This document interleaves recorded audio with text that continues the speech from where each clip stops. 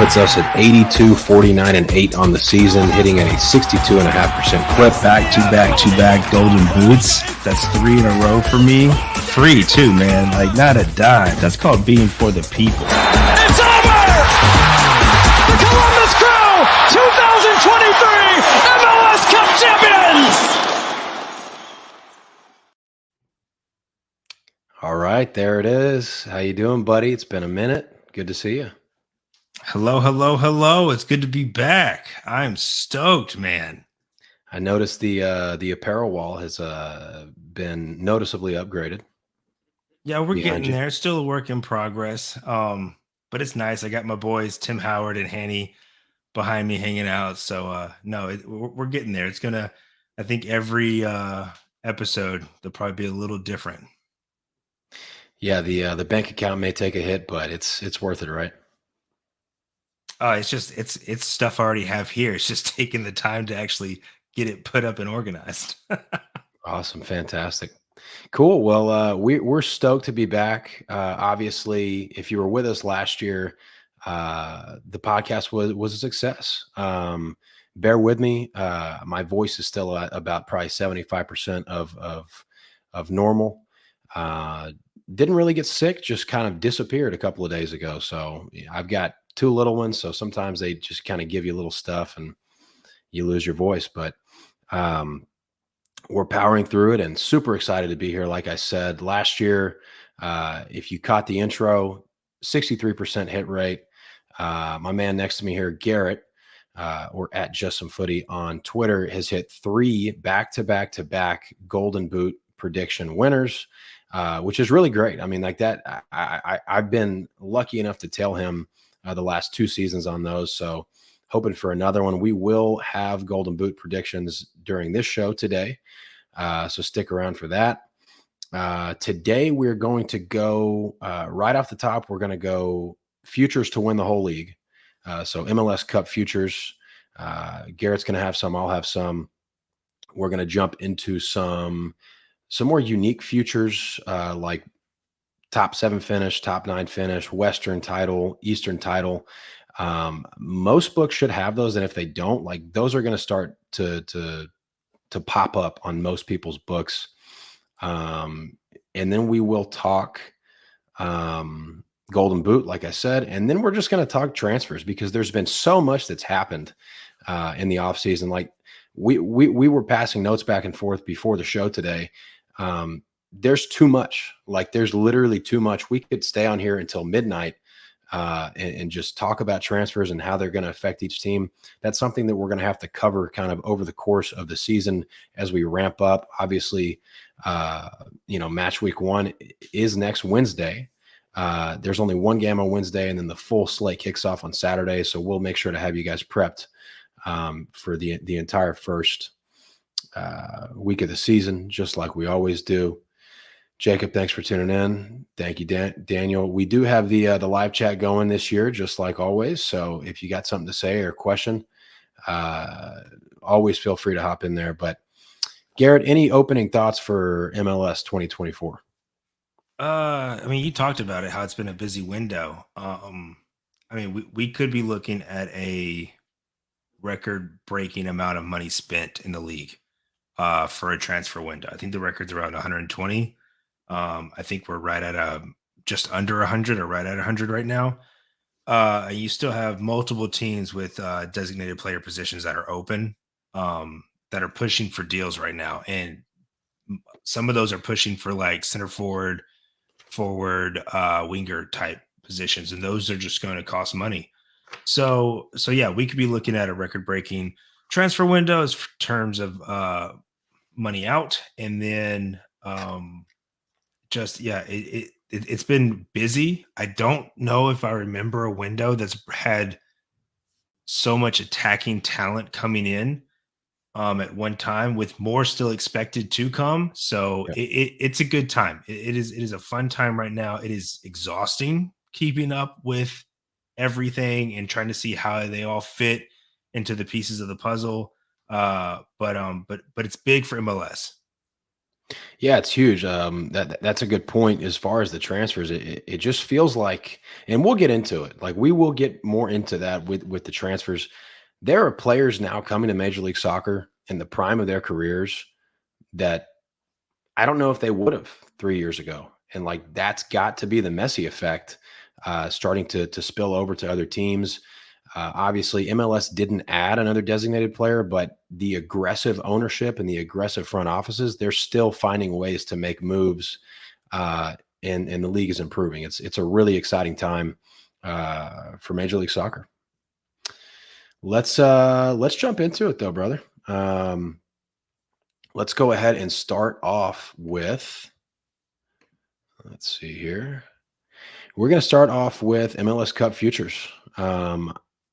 I think last year we kind of adjusted, added some as value kind of moved around, and I believe we ended up hitting uh, on some Columbus late in the year, if I'm not wrong. I didn't. No, maybe you grabbed them, but no. My whole spiel last year was I think the Crew are a year away. I think they were just a little too young. Right. So I never could bring myself to fire on them.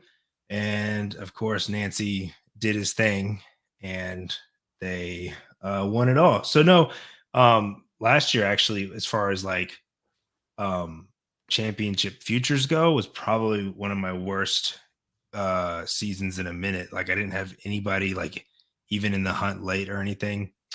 Just how it goes sometimes. This is an interesting one, and I know how you feel about this already. We'll get to him. This is why I bring it up, but Jacob, stick around because I want you to hear what Garrett has to say about the Orlando City situation, with Muriel coming in. Okay, right off the top, we just talked about these guys. They were a year away last year. This year, you don't feel that way. No, yeah, I'm gonna now. I preface this with I'm taking all league winners here for only a half unit. That is the Miami effect. Um, the Miami side we know is loaded, and I'm just not gonna go heavy on futures this year as far as MLS Championship because of Miami. I think there is absolutely a world where they don't win it. And so I think there are some values out there, mainly because how the East is so stacked. Like anybody could put anybody out, but I don't think Miami offers any value at their price. But we know who that team is, right? So I'm not going to mess around with it too much. So all these futures are just for a half unit as far as league championships. But I'm going to start out with the Crew. They'd only be the third team, I think, in MLS to win back to back. But like I said, I thought they were a year too soon. I said they were a good squad, but I think they're a year too soon. Next year is going to be when they hit, and of course they hit early. So now this squad has Diego Rossi in his prime at 25. They have the best striker in the league in Cucho Hernandez, and that team is just stacked. They have the best coach in the league in Nancy. Yeah. They've got a lot of stuff going for them. I think they're going to miss Gressel on the right. I think that's really the only thing, but they won the championship without him. He didn't play much in the playoffs. So I don't think they're going to miss him all that much, and they'll figure it out. It's just you always got to weigh their priorities, right? You've got Champions Cup, you've got Leagues Cup. This is going to be a grueling, draining season for them. But I do like it that they're young enough. I think that they're going to push through that fatigue. And so, yeah, plus 1,200, I'm going to take a shot for a half unit here on the repeat.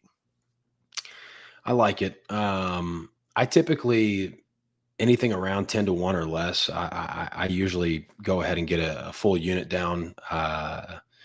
And then after that, you start to kind of get more bang for your buck. But I'm cool with a half unit here. Yeah, obviously, super impressive what these guys did a year ago. I didn't really expect them to get that hot, but when you can score goals the way that they did, I mean, that's why I have some interest in some teams this year that don't necessarily have the best defenses, but we'll get to it. This next one I really want to hear about. because this is one of those teams. Right before we went live, I said, I'd love doing this show at the beginning of the year because you are basically as close to an MLS encyclopedia as anybody I know. So there are situations and teams that I'm a little bit out of the loop on, just because I'm actively handicapping so many different sports at one time. And you have the privilege of being able to hone in a little bit more on MLS specifically. You're taking the Revs here, and when I looked at this, and I know this, it's got to have something to do with the price because it's a great price, but all the craziness that happened last year with Bruce Arena, kind of moving on from some of their older pieces in attack, whether they've been, I know Buxa was from a year ago, but he's gone. Some of the other guys are that we're used to seeing are no longer there. I just feel like there's a lot of turnover. What do you like about the Revolution? So Carlos Hill to start off with, Right. I mean, one thing that MLS has in spades is really, really good 10s, but Carlos Hill stands above even most of them, right? So if you got an elite 10, you're already cooking. And then you add the wingers they got. Barrero is going to come back from injury. You have to hope he comes back, and is the same guy, but he was electric when he played. I really liked what they got in Chancalay on the other side. And I think all of that is going to help Veroni figure it out a little bit.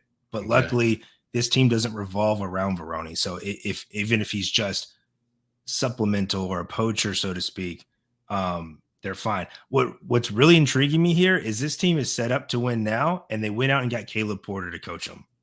Porter is a 2-time MLS championship winning coach with Portland and with the Columbus Crew. He's got that kind of Mourinho effect where you're going to get a couple of really good years out of that team, and then they just drop off. So the Revs have like this year, next year to really go for it, I think. And I think they are. I really like how they're set up. They don't have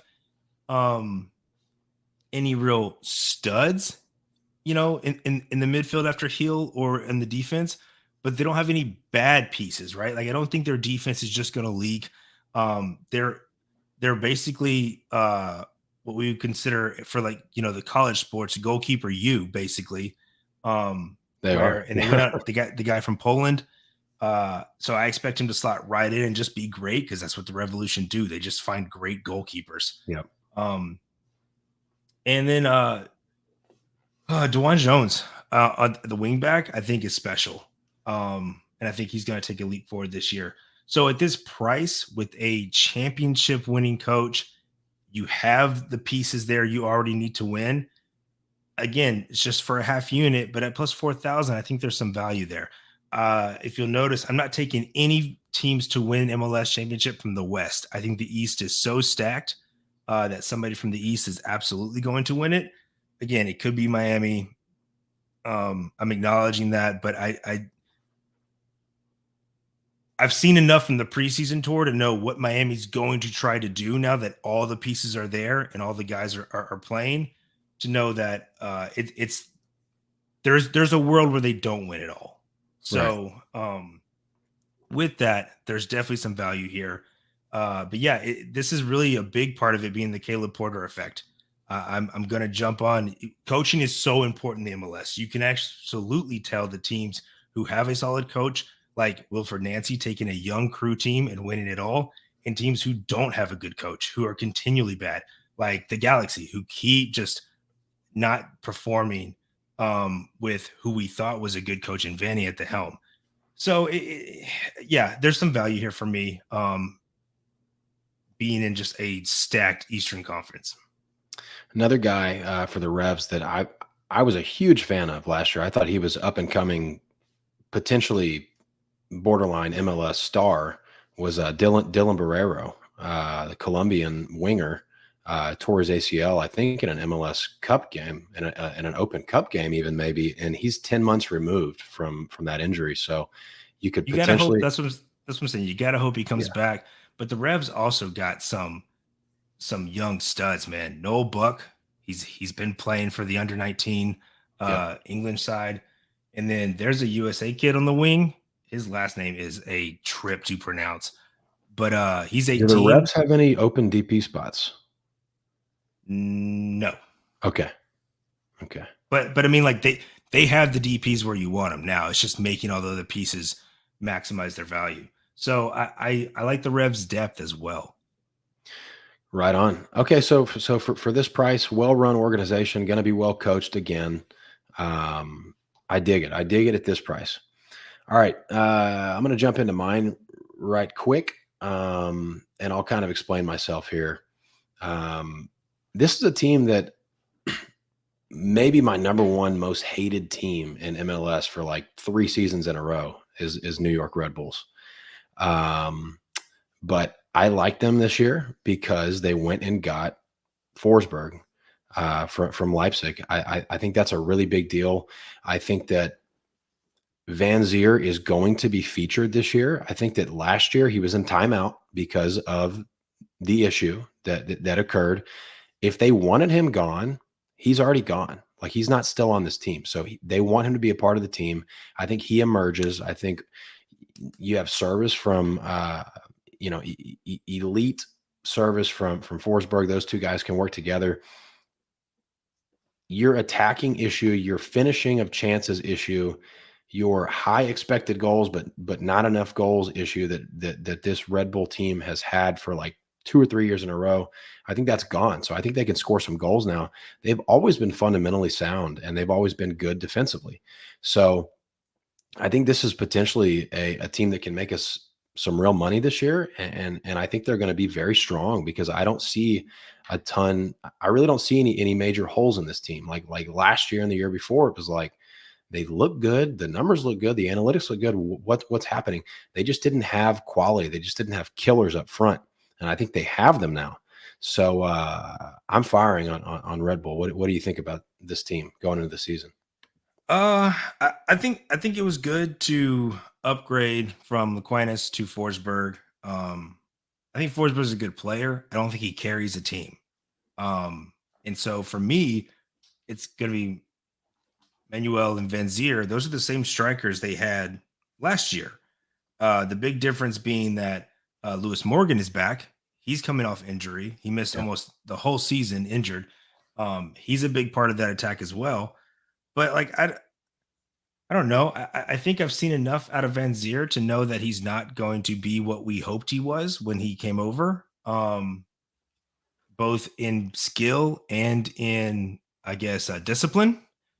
Because if he gets in any trouble at all this year, I don't think the MLS is going to be messing around. He within a year he had 2 different like serious allegations. So he's got to be like on his best behavior. But I mean, it was the same 2 strikers last season when they were playing. This is just how the Red Bulls play. I think they press you at a just absolute fanatic pace. They're going to press you the most out of anyone in the league. I think their defense is going to be very good, like it was. It was elite last year. I think it's going to be very good to elite this year. Mm-hmm. Again, I just think they have the same problem where I'm not sure they're going to score enough goals. And we'll touch on some other teams who might have a similar issue.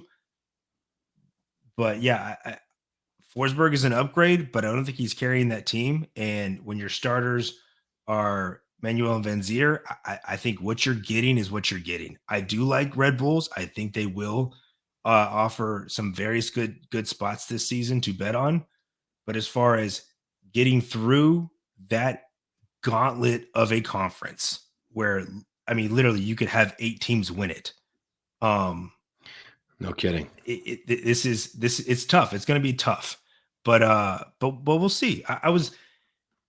It was very interesting that they didn't keep their coach, the interim. Like, I don't know what he did that like wasn't great, because the guy they brought in, he's got some European pedigree, but nothing that, he's not a stud by any means. Mm-hmm. And so it's just interesting. But then this is what those groups do, right? Like City Group, right? Red Bulls, they work within their own system. And yeah, so the price is really what turns me off here. Again, like I talked about, it's a crowded East. So if I'm going to pick somebody in the East, I really want some value or somebody who I think is elite. Um, but I do think the Red Bulls are better this year. Welcome in, David. Let's have a great season. Cool. I'll move on to my next one. I don't expect you to like this one because I know how you feel about Houston, but I like the price. Rolling with Houston Dynamo 25-1. I love this team's midfield. Carrasquilla, the Panamanian kid, Herrera, Artur, very strong midfield. Pretty solid fundamentally as well, defensively, and they have a DP spot open. So I think this team could potentially go get a big goal scorer, and that's kind of what they're missing. The biggest home field advantage in Major League Soccer, aside from the West Coast, was Houston last year, because it's so hot, it's so humid, it's almost like being at altitude because it's so miserable to play there. So I think that gives a pretty big advantage as well. I'm firing pretty much just based on the price. I do like some of the pieces that they've added. I think his name is Aliyu, the Nigerian kid, used to play in Croatia. I like him, but he needs to be paired with that team's still missing like a true nine. They had Baird running the nine for most of the season last year, and he's not really like a real striker. So they need to go out and make a move and get a real striker. And if they do, and they're still kind of like staying afloat and they go and do that, I don't know if it's going to be before the season, obviously, because it starts soon, but maybe, the summer window or something. I like him at this price. And it's the West. So like the West for me is way more wide open than the East. No, I will say that the West is definitely weaker, a little more wide open. I do think the West has a nice gap between a couple of good teams and the rest of the conference. If you're asking me, I think the Dynamo actually take a step back this season. They lost Quinones to a season-ending injury about a week and a half or 2 weeks ago. I saw that. That's tough. So Aliu's going to have to step in right away and play from the get. But I think they take a step back this weekend. This season, I've never been a fan of their coach, and the season's not going to start out great for them. Hector Herrera's out with an injury. The quote is he could be back early in the season. I don't know what that means. I don't know what early in the season means. Muscular thing, right? So yeah, and then you got to hope that they keep Carrasquilla through the summer. The Houston would let him leave in the winter if any kind of offers came. Apparently, nothing really materialized. Really, but European teams like to spend more in the summer when they can bring guys in, get them in for preseason, get them acclimated. So we'll see. We'll see if something comes from that and they can move him. Do they have an open DP spot? They do, and one of their DPs is Ferreira, the Paraguayan striker that never really panned out, and I think he's on loan. Which I don't. He's back. He was on loan last season. Okay. He's back. Like as far as Houston's set up right now, so he's the striker. Herrera's on a DP. Carrasquilla is not a DP. Is it on? Okay. Mm-hmm. Well then, so yeah, they need a striker, but again, it's when you miss on that DP striker, it is very hard to bring in another DP with them still in the roster. So you're either looking at some roster movement here before the window closes, which I think is April. Like the window's open forever. But yeah, right now they're set to have Ferreira at the 9. So we'll see. I think the Dynamo will be fine. I just compared to what they did last year, I think for me they take a step back. Yeah, I just see that's reasonable. And like we see teams that like Austin 2 years ago, and they fell off the face of the planet. I like their foundation in the midfield. And so like and again, like I'm a little more liberal with some of these in the West because of how the West is set up this year. So let's go to the next one that could potentially be really fun or really frustrating. LA Galaxy at 26-1. They're just going to have so much attacking talent. Like, this attack is going to be so much fun. I know the back line is old, and they no doubt are going to struggle defensively. But if you can score goals, you have a chance, right? So if everything comes to fruition, obviously Peck is a done deal. And then Puig is still there. And then Paintsill is all but done from Jink. So really good attack. And again, this is the West. So 26-1 on a team that's going to have one of like top 3 most talented attacking teams in Major League Soccer. I'll fire.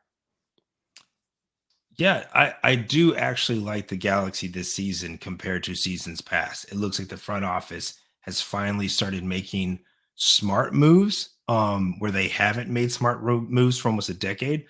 You kind of feel like they just lucked into Puig. Like, the fact that they got him to come is a big deal. His background, he's got Barcelona pedigree. That was all great. And then you're like, okay, let's see what he does. Like, why did no one else take a shot on this guy?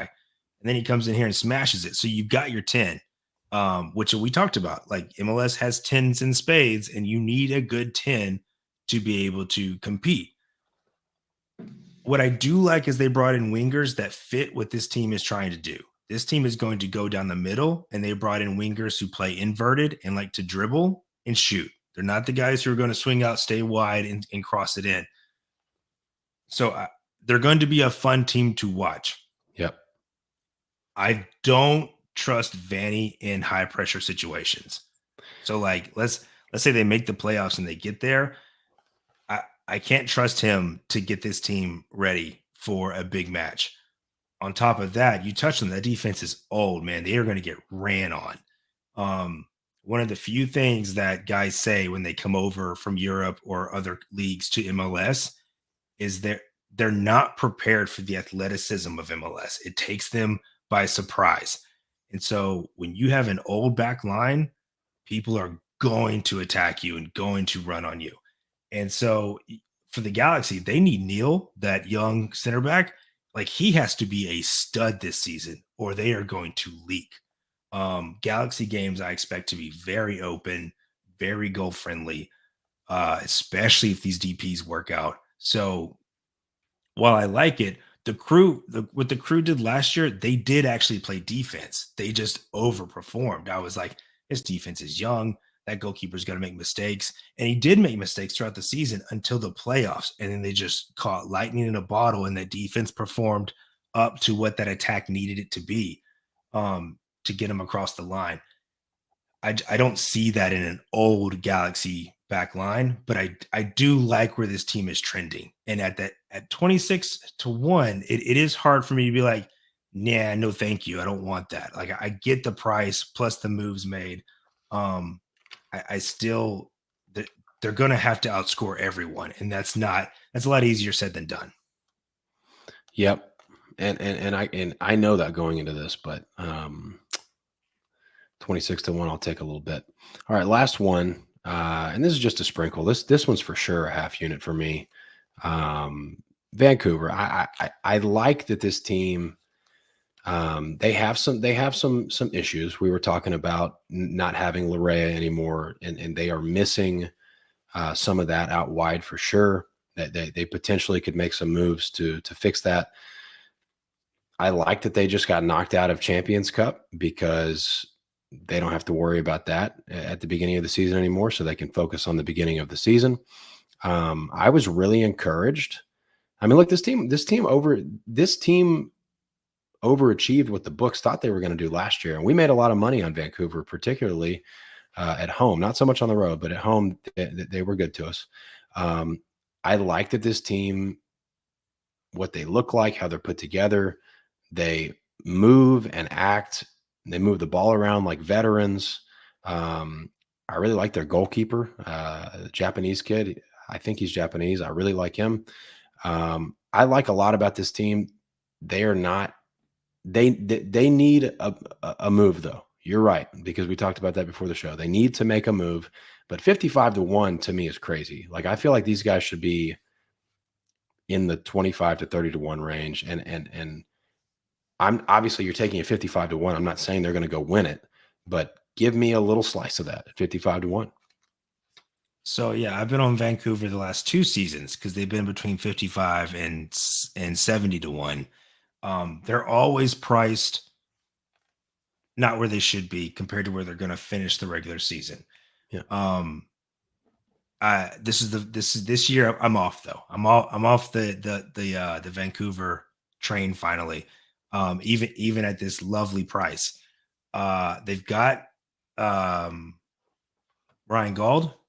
He plays more of like a shadow striker kind of, but I think it's going to be different this year with Krylock. Honestly, they brought in Krylock, and I think he's going to absolutely wreck the chemistry of that team. In the sense that they're going to feel forced to insert him instead of playing where I like Gauld playing best, which is a shadow striker right behind Brian White. If you're putting Krylock there or up there up top, then you're either sticking White and Gauld on the wings, which I don't like. I think them not having Larea there for that right back spot they're going to do a right back by committee. I think Ahmed's going to come out of the midfield and play right back some. They brought in Fafa Picault. I think he could play right back some. It's a team that's missing one piece, and I don't like the Krylock acquisition. He doesn't have the legs to run the midfield anymore.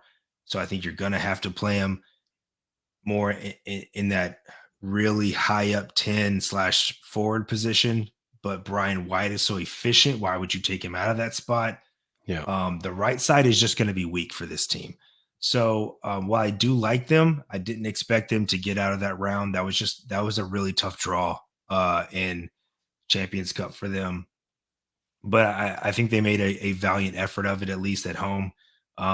They were never going to do well having to go to Mexico, especially with it being the second game of their season.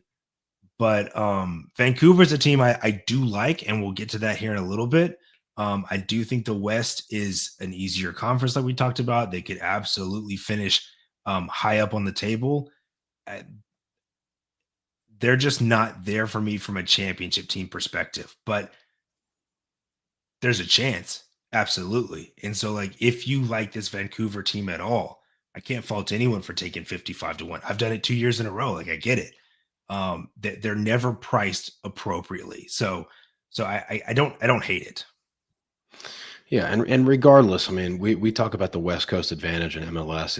It's nuts. I mean, it's maybe the biggest advantage in any league in the world is the West Coast advantage in Major League Soccer. So we'll continue to make money on them in that regard either way. Okay, let's get to some more of these conference specific futures. These are all coming from Garrett, and I looked through them before the show, and I'm absolutely tailing a few of these because I think some of them are fantastic bets. I think they're totally mispriced.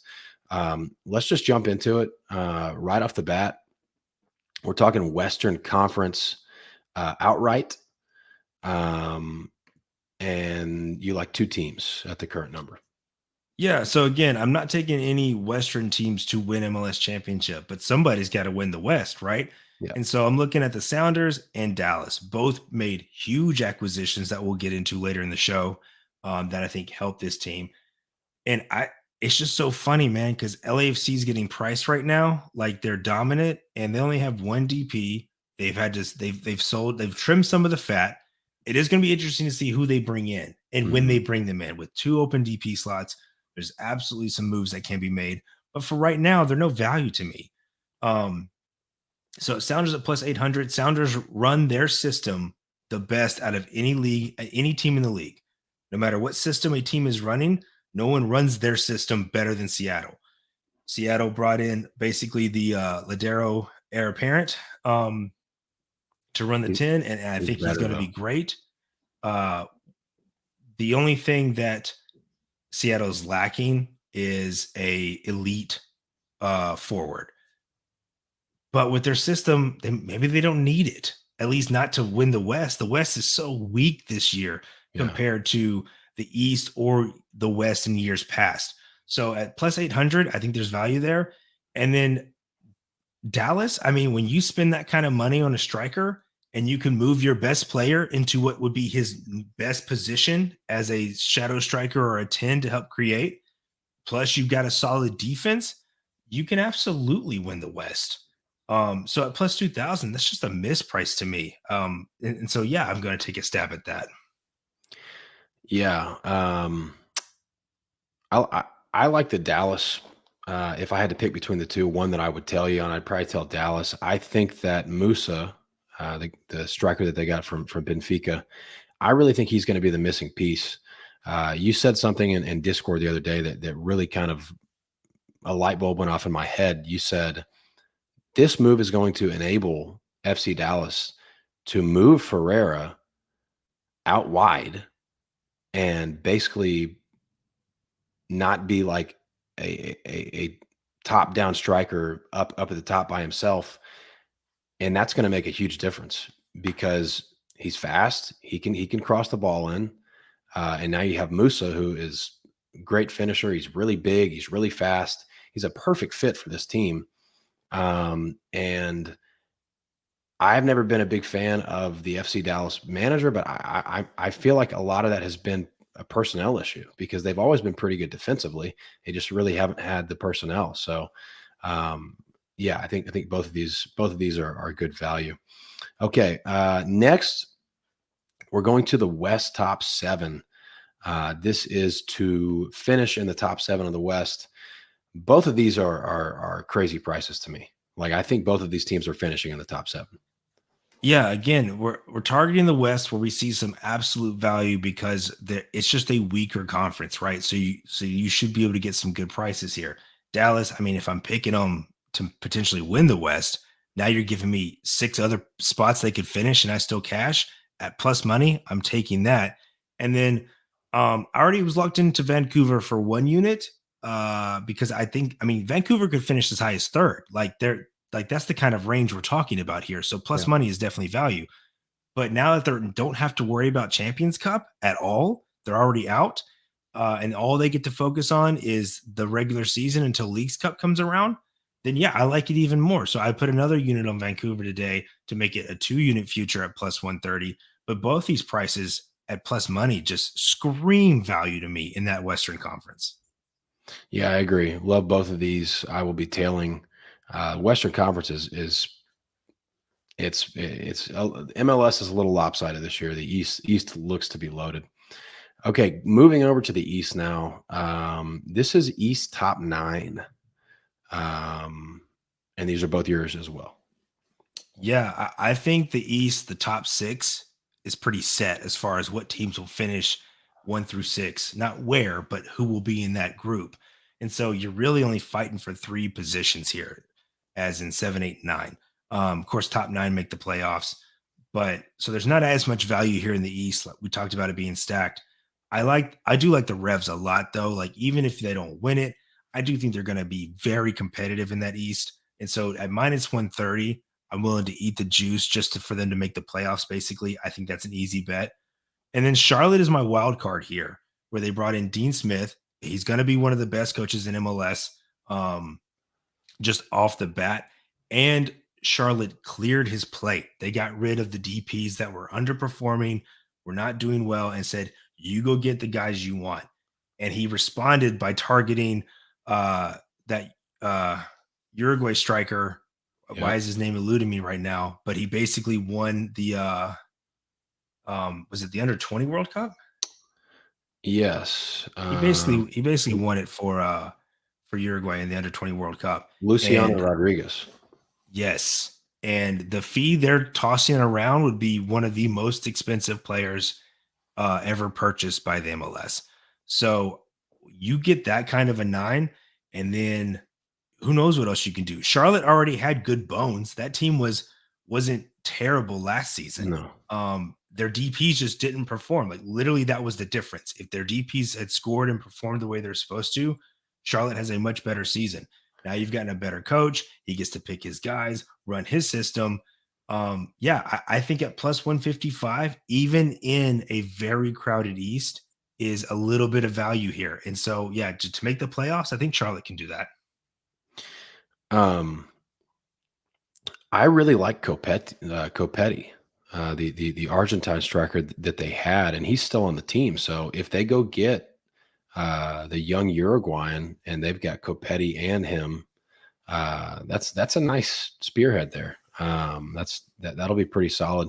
Also, Charlotte, pretty tough place to play. I mean, like those fans fill it up, and huge crowds, and talk about. I mean, we talk about St. Louis City as fan bases that take a ton of pride, like in a brand new franchise.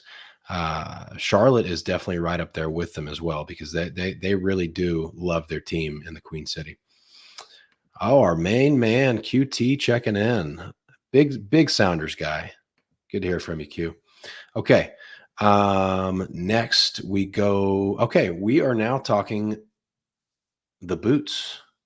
Golden boots. This is definitely looking forward to this part of the show, because if you caught the intro, we have hit, well, I say we, Garrett has hit 3 straight, going for 4 straight. And right now, I think you said you're still waiting on some odds, but we've got 2. So let's go ahead and jump in. I got the lines from the one book I have right now that's got golden boot odds. I'm still waiting for like the other 6 or 7 books to like generate their odds. And I think you get some players added here right before the season starts. So there will be some additions to this, I'm sure. And of course, I'll be tweeting those out as they come. But yeah, so we're going to start with Gigi. I love this dude. This dude is just a brilliant striker.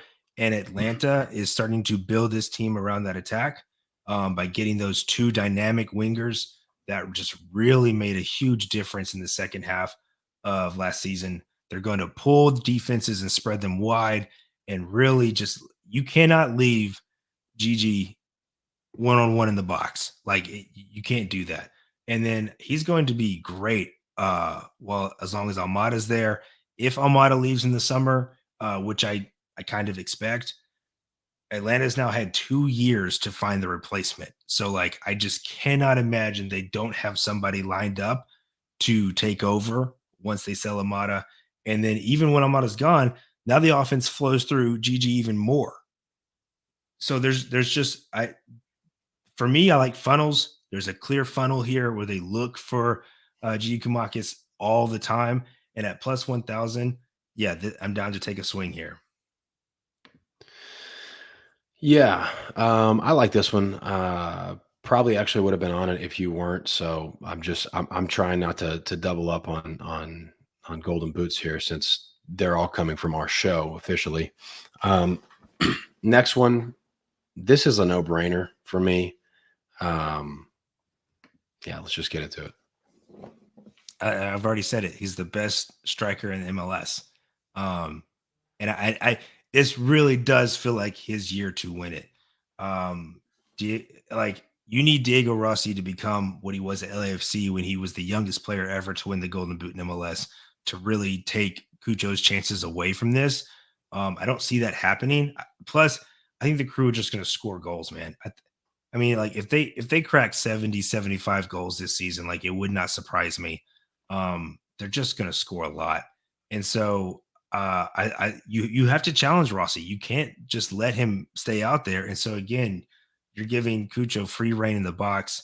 At plus 12, the 1,200 blew my mind, dude. I thought for sure he would be the third name behind Messi and Suarez, who were the favorites. Me too. So plus 1,200, I'm like, yeah, absolutely, give me that. Why would you not take the best forward in the league at this kind of price? Well, somebody hit it hard, because I saw it down to 8-1 on I think Bovada today. So yeah, you got to shop around. The lines do move. They will continue to move.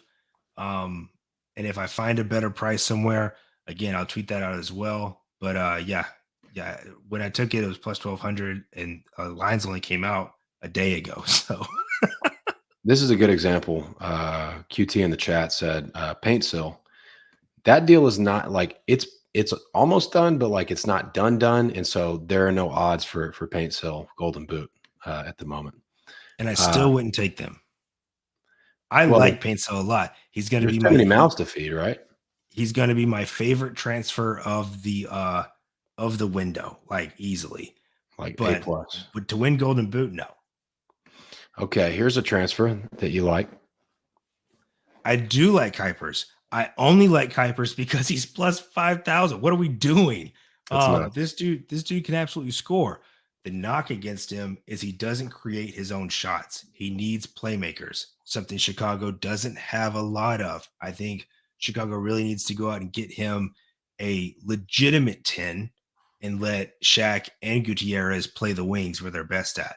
Otherwise, you're either going to see hopefully Gutierrez at the 10 and Shaq on the wing.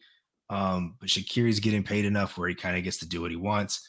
So if he wants to be the 10, then that would be my negative to this is like if Kuipers doesn't win it, part of it is because he doesn't have the playmakers around him to set him up. Because you can look at all of his seasons where he was scoring goals in bunches. He doesn't create his own shot. So but he shouldn't also be plus 5,000. Like when I saw this price, I was like, yeah, I'll take it for a half unit. Like there's no reason why he should be this price. But I don't think he wins it, if that makes sense. Like unless Chicago tweaks their system a little bit, brings in a playmaker, I don't think he wins it. But at plus 5,000, I'm willing to take a gamble. Does Shaqiri take penalties? Probably. Okay. All right. I'll jump into mine. I got a couple here. I'm looking at Bupenza for Cincinnati. Brandon Vasquez is gone. He's in Mexico playing for Rayados. There has been some rumors about Acosta. I guess they're kind of shopping him, so to speak.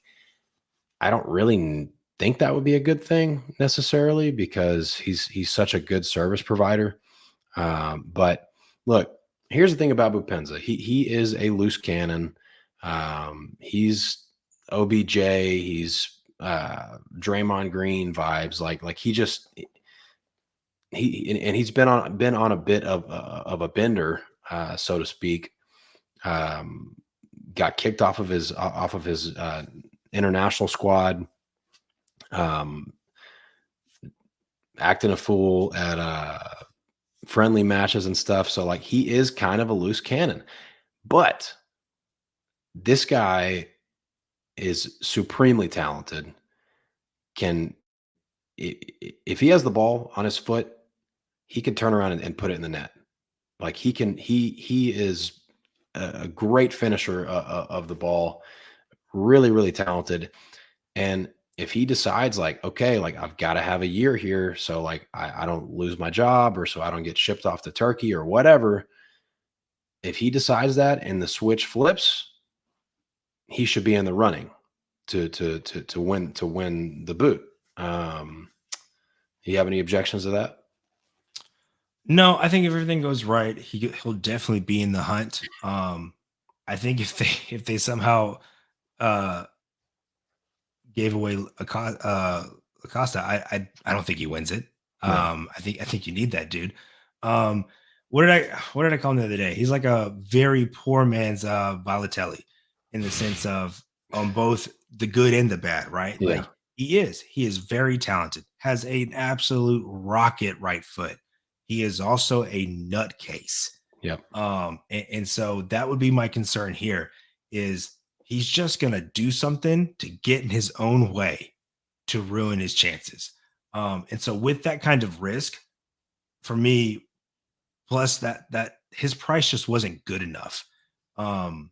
But he is the dude now.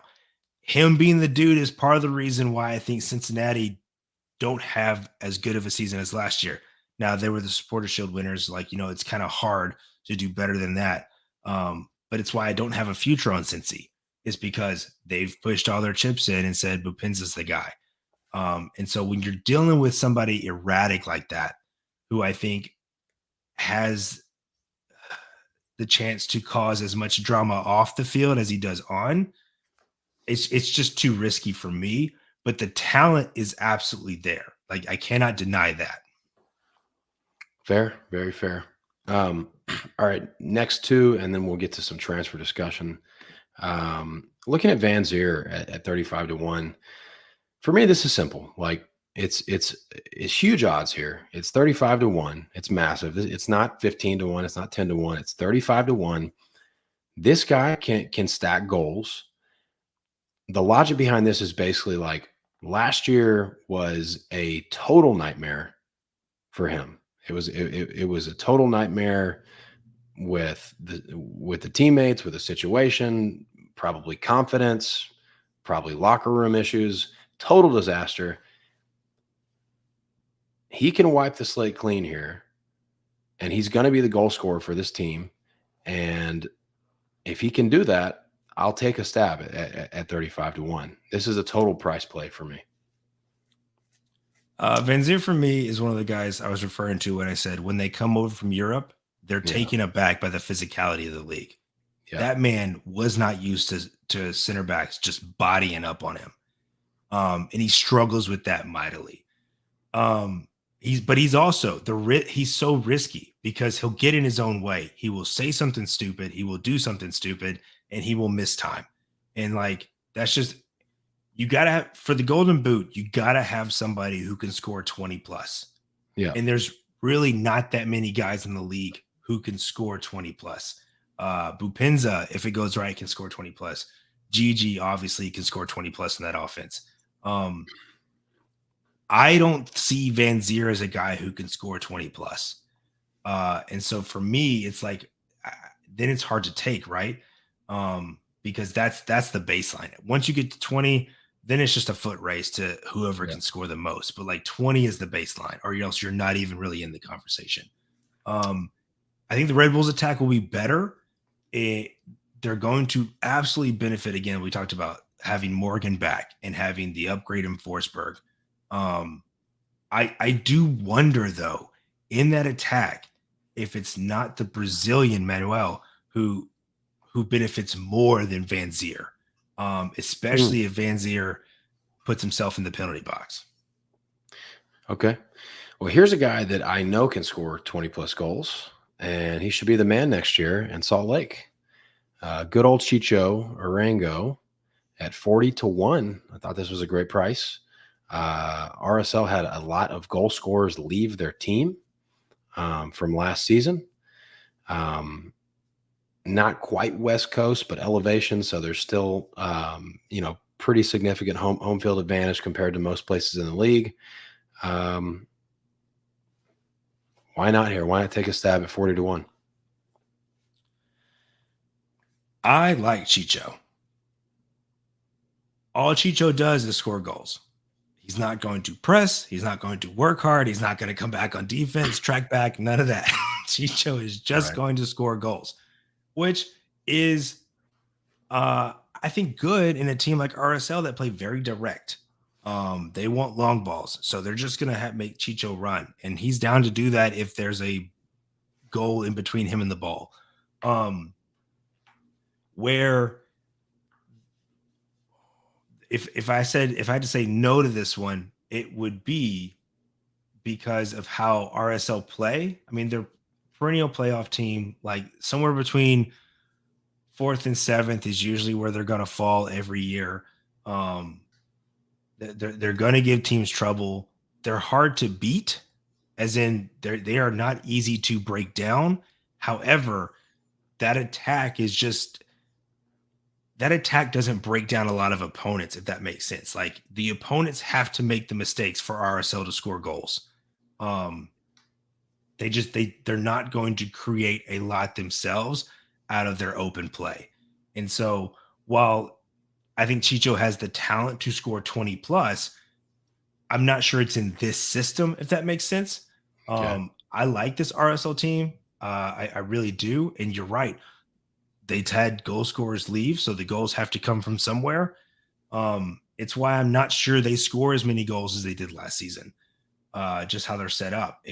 Again, difficult to break down, but they have a hard time breaking their opponents down as well. Fair enough. Okay. Well, that's pretty much all the futures we're going to give out. We're going to do a 30-second break, and we're going to come back and talk some of the biggest transfers in the offseason. We're going to start with the top 5, mostly based on price tag, and then we will just kind of talk about some of the more under radar transfers that we think are going to be very impactful. But we'll be back in 30 seconds.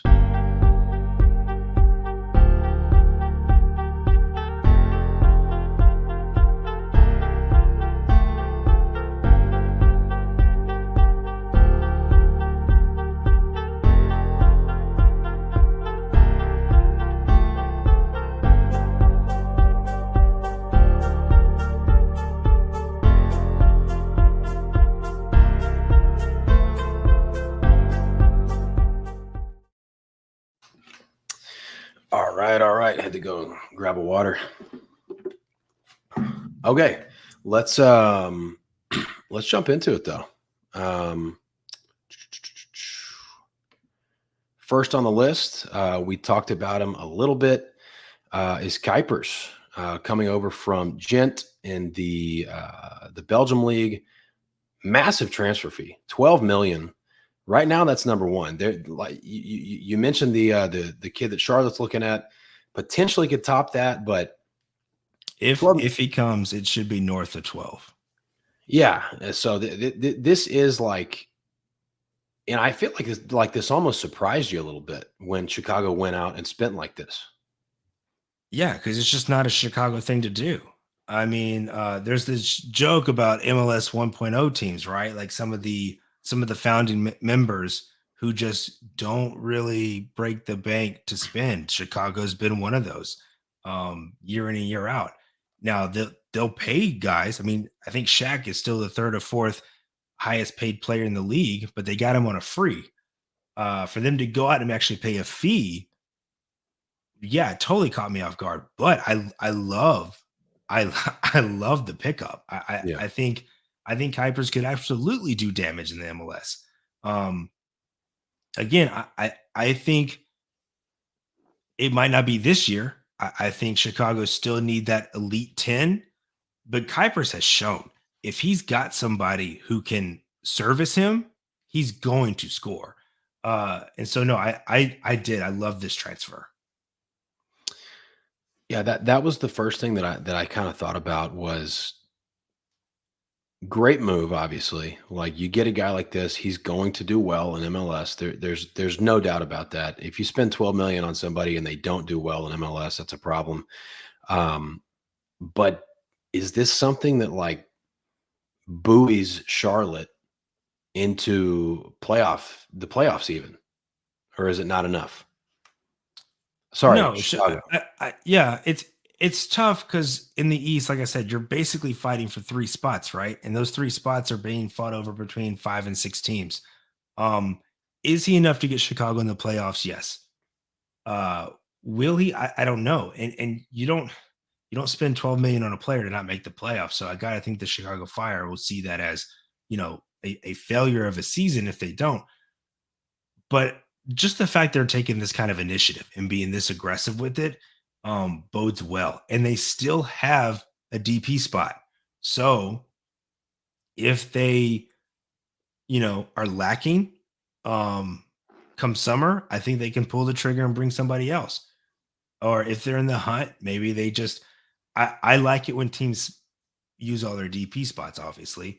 But what I mean to say is like Chicago's in a good spot where they brought in a stud and then still have one in the chamber if they need to fire it off later and could really complete this team. Yeah, we talked about it a little bit at the beginning, but the big thing for me is like there are players after Messi came over. Man, we're seeing some big splashes, like some big time moves. I think it's a culmination of things. The Messi effect helps 100%. I also think COVID changed some of the economics where teams need to be making money, right? Like you see so many teams around the world that are ran very poorly and taking heavy financial losses to where now you're overspending for the young talent. I mean, basically, it feels like everyone's playing football manager. Like you're overspending for the young talent just to because you want to sell them later at a nice profit. The MLS doesn't have a hard time getting young talent. They've shown that now. They've become, I mean, they're right up with there with Brazil as far as a pipeline to Europe. Yeah. So you have guys from all over the Americas coming to play in MLS, which is great. What the MLS is trying to capitalize on now, and you can use Henny Mukhtar as a prime, like the prime example, is a dude not even in really in an obscure league, but just who is not worth the price tag for European teams to invest in. Um, so what I mean by that is like it you got to pay 8 to 10 million right now if you wanted to get Henny on your team. Hmm. And I think he's what 28, 29. He's at an age where you're not recouping that money, right? Correct. And so if he's not starting for you day in and day out and banging in goals, it's not a good investment. That's the case for so many guys in the 25 to 27 age range Mm. who you're just not going to get to those elite teams in Europe because you're not going to start, you're not going to be performing day in and day out. And so you're not worth that kind of investment when they'll spend more than that on a young kid because he's 2021. By the time he's 23 or 24, they can flip him for money. So, and that's just what MLS is taking advantage of. They have found this sweet middle ground where they can bring in, I mean, good European talent at that age range. Yeah. Because the MLS pay structure allows them to pay these guys more than a lot of these teams in Europe would pay him. The example being Miles Robinson. He left Atlanta, did not take their contract, really thought there was going to be European interest.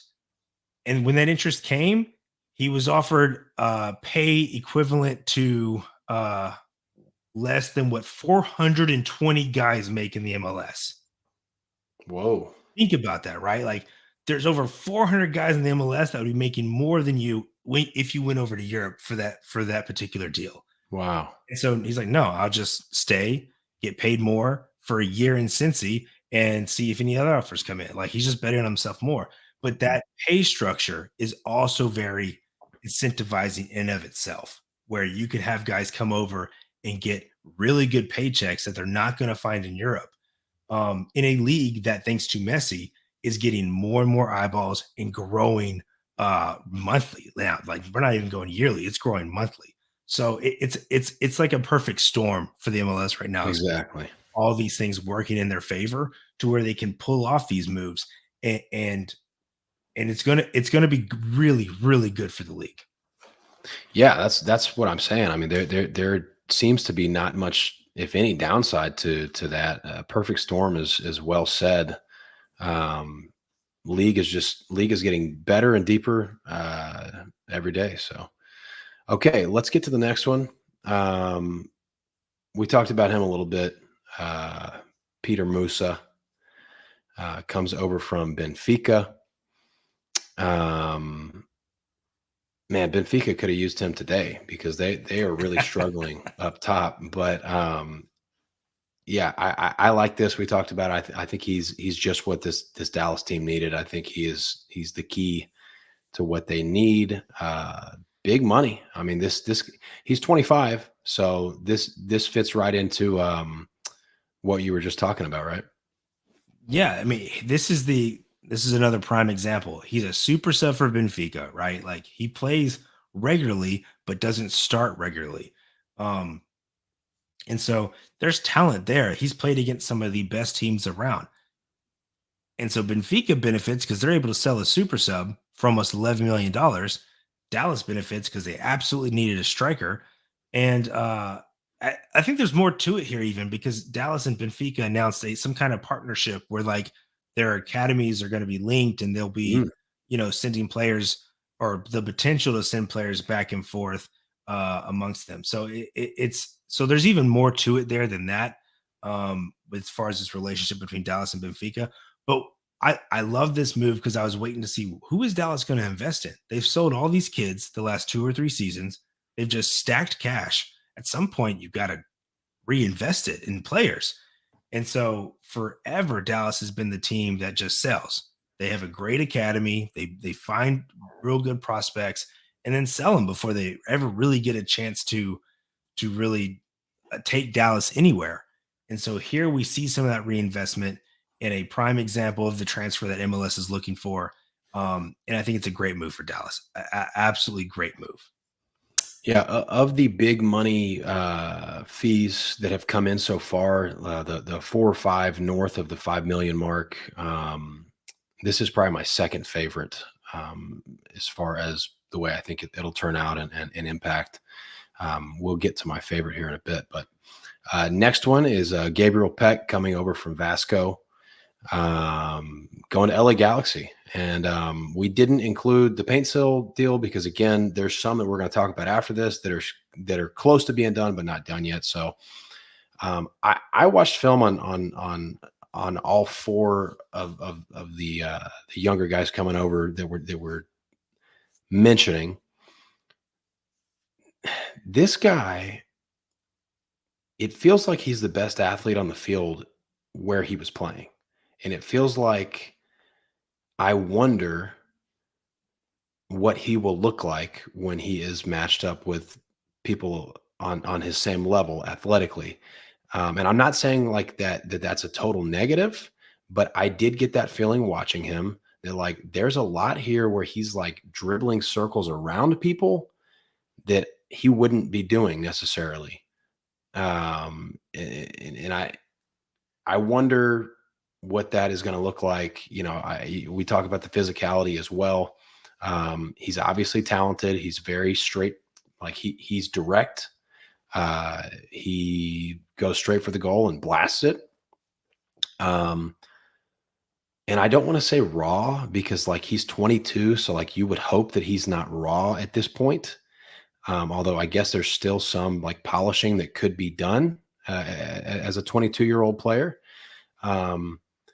I was a little more hesitant to call this one a slam dunk as I was some of the other ones. I mean, I can see that. I actually think his athleticism plays into MLS. Like you need to be that athletic to be able to compete there. And so I think he actually comes in as a bonus as opposed to that being a brick wall that so many guys hit, right? Like, oh man, okay, this league is like that. I think he'll be able to go from day one. He fits LA so well though, in the sense of he played a lot at Vasco as an inverted winger. On it, he's got a left foot, so he played on the right. He would come inside, and yes, he can dribble, like dribbly boy, like whatever you want to call him. Like there's different like nicknames they give guys like that who just love to have the ball and dribble. But what caught me when you watch tape of him is his off the ball movement, which he just finds the space, and there's not too many line breaking passers that are better than Puig. And so if you've got this guy floating off the ball in space, Puig is absolutely going to find him. And so that for me, it's a slam dunk because of how he sets up in this system. Would he be as good on other teams in the MLS? That yes for some, no for others. Okay. But for how LA want to play, he fits it perfectly. And so I like this deal a lot. I like the paint deal more, just because Paint Steel's a better player right now. Like, could Peck's ceiling be higher? Sure. I don't know what his ceiling is, but I know he's good and I know he fits the system. Well, that's great. Yeah, I'm really excited to see those 3 in action together in Galaxy. And I'm really not even, I'm not saying he's going to be a bust or anything like that, but that was just one of the things that I saw watching. All right, this next one, Pedro de la Vega, coming over from Lanús in Argentina. This is my favorite move of the 4 by a mile. I fell in love with this kid watching his tape. like, I think he's the best player, like the best all around player of the four by a lot. Like he is just like, this might sound kind of crazy, but like there were some passes he was making, like putting the ball in the air, like wrapping it around people that were like Modric, like incredible levels. Like I was blown away. Um, he can score. He's got ice in his veins. He never like what's the word? Like what's the word when you're about to score and you kind of like fluff up? What do they call that? Snatch. Like he never snatches at anything. He's just level-headed and he just finishes, dude. Like he does everything well. Like he passes well, he moves well, he scores, he can score with his head. His touch is incredible. He's fast enough. Like this guy for me is one of those guys that is like so valuable just being on the field. Like he's one of those guys that like you almost can't quantify. It's like why is Luka Doncic so valuable in the NBA? It's not just that he can score, he can pass, he moves, like he opens everything up. Like it's like that. Like he does stuff. I was blown away. I think this is the best $7.5 million Seattle's ever spent. Well, that's good because they don't spend it often. So when they do spend it, they need to hit. Um, Seattle showed last year they missed Ladero when he was hurt. I mean, but that's been Seattle for a couple of seasons. Like Ladero was the guy. He stirred the drink, as they say. They needed another straw. I think this dude is a straw. I don't love him as much as you do. Simply because I wish he had better people to facilitate to, right? He is going to have to carry a lot of the load in this season. And that can always be tougher for somebody in their first year. You don't have that elite goal scorer, which always benefits everyone. But we talked about one thing the MLS is very good at is finding tens. And it's hard to think that Seattle did not find a great 10 here. Um, we'll see how his first year goes. I do think this kid's going to be very, very good. I think it would help him if he had more support around him. But if he can master that system quickly that Seattle runs, he's absolutely going to be a boon for them. Is there a chance that uh, Rui Diaz, I know he's 33 now, almost 34. Is there a chance that he's just been banged up and that he's got another year left of if he's healthy Nah, of really no, nah, you think he's washed? nah. The injuries. I mean, look, Father Time's undefeated, right? Yeah. And when you mix in injuries with age, it's just tougher to come back from. And no, I think Rui's best days are obviously behind him. I mean, like I don't see why Jordan Morris isn't the starting striker for the team this year, which Well, is a problem in and of itself. he has But like you've 3 got, ACLs. well, I mean, he runs better than Rui. Like Yeah, he does. He does. you've got And he was better last year. with Chu on one side, and then Christian, what's his name? Why am I blanking on Are, the American? are you Let me talking look. about well, I isn't can't it believe always Chu and Morris out wide? no, it's him and his brother. They're Oh, both on Seattle. oh, Ladero? Not Oh, Rondon. Why rolled am I on. blanking? Rolled on. Yeah, yeah. So Yeah. you've got Roldan on the other wing. Um, good players, but none of that elite scoring, right? Like Yeah. no three of them are gonna bang in 15 to 20 goals. And so yeah, this kid's gonna have to carry a lot in his first season. They got Masovsky. I've always liked him, but he's not like elite. No, not elite. And I've never been a fan, but Um, cool. Well, we both like this guy. I love him. I'm really rooting for him. My favorite so far. Last one that we wanted to put on the list. It's not north of 5 million, but I think it's a very big deal. I think it's a very impactful signing, and you asked to include this. So yeah, because this is the deal that MLS still needs to be making, right? It is great to go in to get the kids, go get these guys in the Netherlands and in Belgium who are scoring goals a ton, but you still want to bring in these big names. And Emil Forsberg is a big name, especially within the Red Bull system. And so you've got a guy who is in shape. He's been playing since August. It runs this, has been in the same system for a good while now that the Red Bulls run. The reports out of preseason are that he is just glowing. Like he looks head and shoulders better above everyone else, Wow. which with those being the circumstances, I would expect, right? Like you're in shape compared to everyone you're playing with in the preseason. You're used to this system. Yeah, you should look very good out there. But this is the kind of deal that the MLS still needs to be making, right? Bring in these, and we'll talk about another one here in a minute. Bring in these names, these European standards, these guys who have been around and played a ton in Champions League, big games.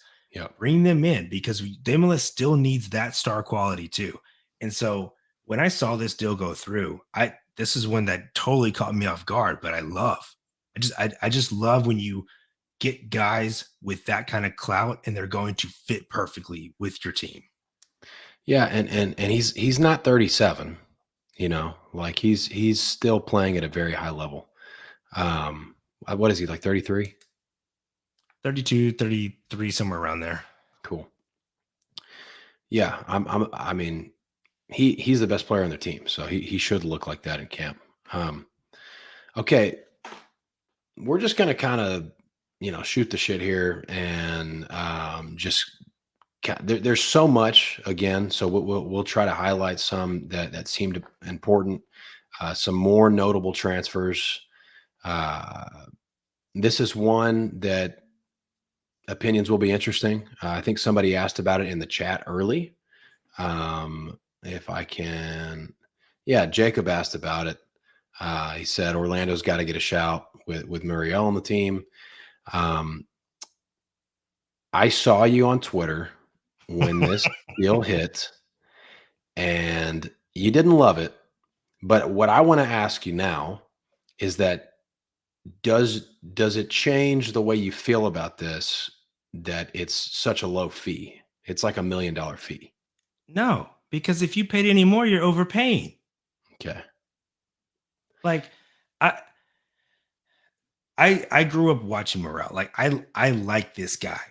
He was a great player, a fun player to watch, whether it's for the Colombian national team, right? Like, am I crazy? Mm-hmm. Whether it's for watch him play for Colombia or watch him play for Atlanta when he was starting and stuff, it's good. But I don't get all the hype around this guy in this deal for Orlando. And like everyone's just like, oh my God, we're gonna win it all. Like it's like no one has watched him the past 2 years. Yeah. Like he doesn't have it anymore. And you can, if you don't have it in Europe, you're not just magically gonna get it back when you come to the MLS. I get it. It's a lesser league, but like there's nothing to me that screams out, oh, this dude's gonna kill it here. Well, the team around him is pretty good. The team around him is good. But I feel like the team around him at Atlanta was good too. Like, yeah, that's true. That's true. Listen, at some point, things just change for you, right? Like there's a reason why he was becoming just a sub now and why he's not scoring goals. And yeah, do I think he can score in MLS? Sure. But like, I don't think he's going to be doing anything special. Like, and I really like this Orlando team, and Orlando would have been a future had they gone out and actually gotten a 9 that I was thrilled about. I think they're better now that the Maguire deal didn't go through. And so now they have Maguire to come off the bench because Maguire's not starting over Muriel. Even though I promise you Orlando will be a better team when Maguire's out at the 9 as opposed to Muriel. Wow. But the Orlando's better. However, if you had to tell me, if I had to pick one guy who leaves in the summer in the MLS, I would pick Maguire even over Almada as being like the closest thing to a guaranteed like done deal. he's going to take any European interest that comes his way. I mean, dude graduated from college, took MLS by storm for 1 year. You've got to jump to the first team that's going to come get you from Europe. Like that's Yeah. that's a career move you have to make. And so the first team that comes and actually makes an offer and doesn't have a clerical error on it gets Maguire in the summer. That I firmly believe. So Morel's the dude. Like that's who your striker is going to be. And this, I like calling them my busts. I'm not saying Morel's going to be a bust. He's just not going to live up to this hype that people are giving him. Okay. That's totally fair. Let's talk about a few. I'm going to call these guys on the bubble because they are not, like, the deals are not signed and sealed and sent in the mail yet. But these are some deals that are looking pretty likely. One of which is Jovan Mijatovic Out of Serbia. From Red Star. And he's, I believe, is he not on loan from Citigroup? I think. Oh, I don't know as far as like what his status was at Red Star. I just know that he was running circles around dudes in Serbia. Like it was clear he did not belong in that league. Kid's 18. I thought he was awesome. Yeah, no, he's amazing. Like he was just heads and shoulders above everyone in that league. I actually think there's a legit chance if NYC get this across the line that he could be their starting striker this season. Yeah. So is that likelihood 80%, 75, 90? What do we think? It's hard to put a percentage on it. I think it's north of 50%. I mean, like you had, when they signed Ojeda, you had competing like reports, like they're going after both guys. And so when they signed Ojeda, I was like, oh, okay, well then they're probably not going to go after Mijovic. But no, apparently they were like, no, we want both. So no, I think this deal is close. I'm not an insider or anything by any means, but just all the smoke I'm hearing around it sounds like, yeah, I think this one gets NYC pushes to get this one done. Yeah, that's big talent coming in. It really is exciting. Let's kind of flip the script here a little bit and talk about a not so great situation. What in the world is going on in Toronto? Like what is the current situation there? Is Insigne ever playing there again? I know Bernadeschi's gone, right? No, as of right now, they're both there. Bernadeschi scored today in a preseason game. I read that he was going back to Serie A. Yeah. No, there was a ton of movement to try to get these dudes off the books. No, the problem is, and this goes back to the MLS pay scale, which turns out to be a double-edged sword. They're not going to get anywhere near the paycheck in Europe that they're getting in MLS right now. And so it's kind of like on Toronto to make this work. Like these are not easy players to unload. So yeah, it's right now they're both there, and the most recent reports I saw said that they're in, like they're committed, and Toronto's going to try to make this work. And I say good luck to them. Whew. What's the biggest issue there in your opinion? It's a terrible roster construction. Bernadeschi and Insigne are fine. These are guys used to competing at high levels and winning. Yeah. Not fighting the Colorado Rapids for the wooden spoon. so like I don't blame them for being frustrated and disgruntled. Now I think you're getting paid enough money that you suck it up and be professional and try everything you can to get the team to rally around you. But some people are wired differently. So but yeah, it's been terrible roster construction from top to bottom. Can you make a team work with Insigne and Bernadeschi? Absolutely. But Toronto have no pieces. Okay, let's have a little fun before we close out here. There's like a million transfers that we could get to. Obviously, we could really talk all night. But we got to wrap it up here pretty soon. Some teams that have DP spots open that, I typically make big splashes. Like we'll start with LAFC. 2 DP spots open. LAFC because Vela likely he's not coming back, right? I don't think LFC bring him back on a DP spot, and I think that's what Okay. Vela's holding out for if he comes back. So yeah, they have 2 DP spots right now. Okay, so these aren't like facts. Like we don't know what's going to happen. Who or what kind of player can you see LFC going to get? Because it's obviously a huge market. I don't think this happens, but Origi is the type of player they could go and get. Okay. That's been kind of a rumor. I don't think it happens, but that's the caliber, right? They could get a legitimate striker from Europe, no question. Yeah. What is the latest on that? Because it was looking like it was kind of heating up for a while. I don't know. It kind of got quiet, which I don't really know what that means all the time. When it gets quiet like that, it doesn't necessarily mean it's dead. It's just, maybe there's a couple of sticking points that they're just having to work through, and either the team or the player or both could be playing a little hardball, whatever. So it's hard to say. But LFC's been trimming the fat. Brought in, I mean, they didn't need a goalkeeper, but bringing in Hugo Lloris is a big deal. Yeah. Obviously he's not the guy he used to be, but that's a guy that you bring to your team if he's like, hey, I'll come, especially for dirt cheap. Yeah, absolutely. Okay, so kind of last thing kind of that I had written down on my notes here. Inter Miami, from a futures perspective, I looked today on my PPH book, they were like plus 190.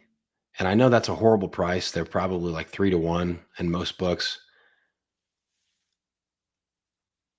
Usually when a book has a team priced that way, like it's for a reason.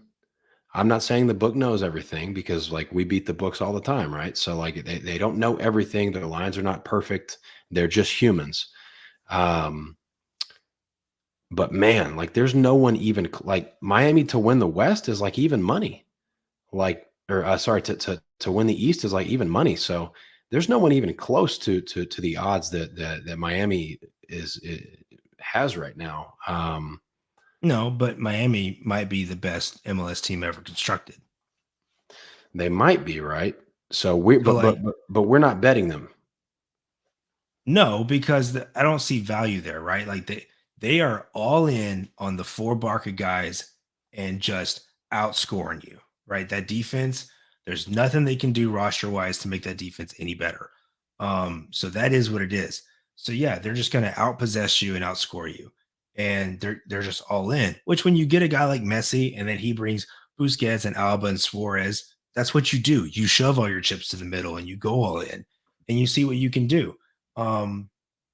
It's a long season though, and while I liked their depth at the beginning of the season, that depth is going to get tested as they have to cut people and send people away. The Gregory just got sent to Brazil today, so we knew that was coming. That probably means that the Redondo deal is done, and they'll probably be announced soon. Otherwise, you literally don't have a defensive midfielder.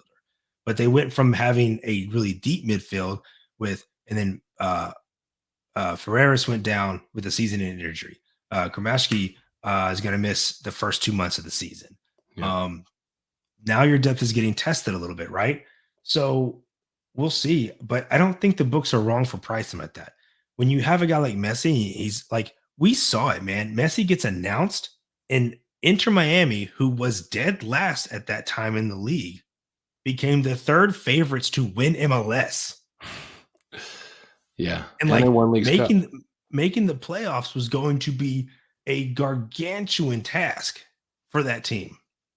So now they've got a full offseason together. They're all coming in. There's a little too much that mirrors LA Galaxy when Beckham came over for me, as far as we're doing a world tour and we're trying to make as much money as we can. and we're running our guys into the ground. So we'll see. Miami said that CONCACAF Champions Cup is their priority. Hmm. And then their priority will shift after that ends. So, I mean, look, man, there's a world where they win everything. They win Leagues Cup, they win the league, they win CONCACAF Champions Cup, like, and there's a world where they have one or two injuries to one or two of the Barca guys, and their season's done. But Yeah. that's what you do when you go all in. Yeah, and some of those guys are already banged up, so it's going to be interesting. All right, I think that's good. I think that's good for a first show. For futures, we gave out Golden Boot, we gave out futures, we gave out some conference specific futures as well. A lot of great transfer talk. There's obviously a ton that we'll just have to get to when we can. Follow both of us on Twitter. Garrett talks a lot more MLS on his Twitter than I do. I usually talk MLS from the MLS Live podcast Twitter account. If I have something that I want to pitch in, I will. But follow us there. Really, really fun season last year. It was a success to say the least. We are planning on doing it again, and maybe even. I mean, obviously the goal is always to go up. So.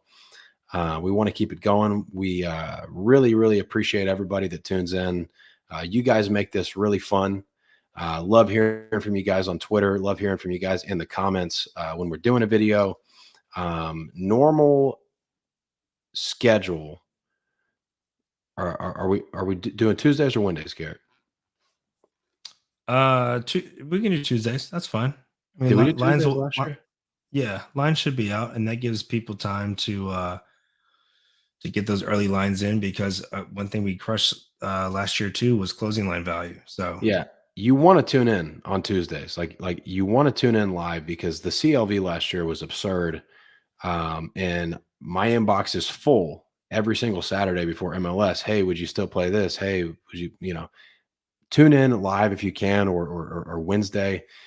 There will still be some plays that you can play. If you work and you have to watch the show Saturday morning, there will still be some plays that you can play, but better for your bankroll and for your overall investment if you can tune in on Tuesdays. So we really appreciate you guys.